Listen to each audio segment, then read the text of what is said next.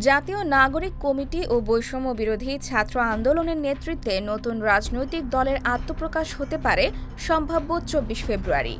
এর আগেই পদত্যাগ করবেন অন্তর্বর্তী সরকারের উপদেষ্টা নাহিদ ইসলাম।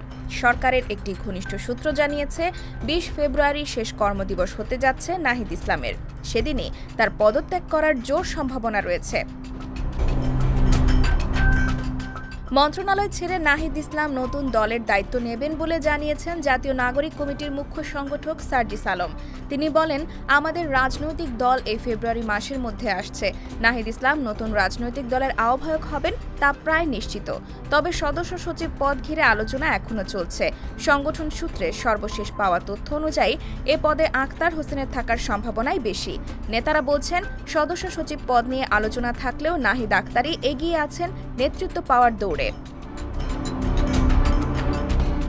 সদস্য সচিব পদে আরও আলোচনায় আছেন জাতীয় নাগরিক কমিটির আহ্বায়ক নাসির উদ্দিন পাটোয়ারি, যুগ্ম আহ্বায়ক আলী আহসান জুনায়েদ, মুখ্য সংগঠক সার্জিস আলম ও বৈষম্য বিরোধী ছাত্র আন্দোলনের আহ্বায়ক হাসনাত আবদুল্লাহ।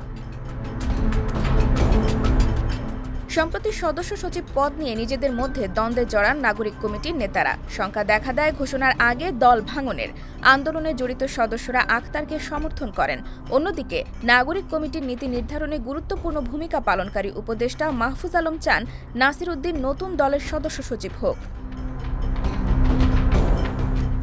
তবে বিষয়টিকে দল ঘোষণার প্রক্রিয়ার বাধা হিসেবে দেখছেন না নাগরিক কমিটির মুখপাত্র সামান্তা শারমিন। তিনি বলেন, এটি শুধু ফেসবুকের আলাপ আলোচনা হিসেবেই দেখছি আমরা। এদিকে নতুন দলের ঘোষণার স্থান হিসেবে শহীদ মিনারকেই বেছে নিয়েছেন নাগরিক কমিটির নেতারা। জুলাই গণ অভ্যুত্থানে এক দফা ঘোষণা হয়েছিল এই শহীদ মিনার থেকেই।